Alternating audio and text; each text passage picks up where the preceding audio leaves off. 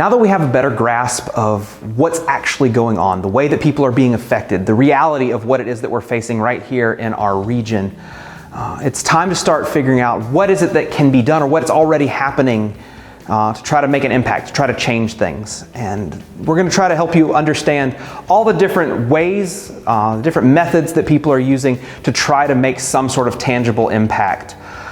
This is obviously not going to be an exhaustive list, and there are going to be pros and cons to all different sorts of methods. Different things will work better for some than others. But what we really want to do is just help you be equipped to understand what's happening so that you can maybe find a way that you can step in and begin to make an impact in people's lives.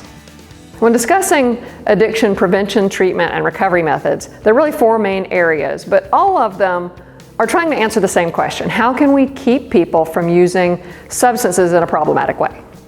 So the first line of defense in preventing or treating substance use has historically been incarceration, so people being put in jail. And that really is seen to accomplish three main things. One is the threat of punishment. It's believed that people, if they think that they're going to be punished, they would be less likely to use the substance. The second one is it removes them from the people that might have been fueling their drug use, maybe providing it, or that was their social situation that made it more likely that they would use. And then the third is to protect society from any harms caused by the person who is misusing substance. While drug use or addiction often leads to some kind of legal trouble and perhaps incarceration, that doesn't address the underlying reason for the use in the first place. Most prevention efforts have been focused on the term you've probably heard, just say no. The problem with that is it focuses entirely on the person's willpower, and that's a lot of pressure when you look at the physiological and the psychological pull of substances, especially once you've been using, to put that much emphasis on an individual's willpower. Medication can be helpful in some situations. In fact, there are medications that make it much less likely that someone will die of an overdose. However, there are also downsides to those medications. Most of these medications still result in dependence. Even though they're prescribed, your body still gets tolerant to it and dependent on it. And so being on it, you have to maintain it or you still experience withdrawal. So there are some of the same effects that the drugs of abuse would have.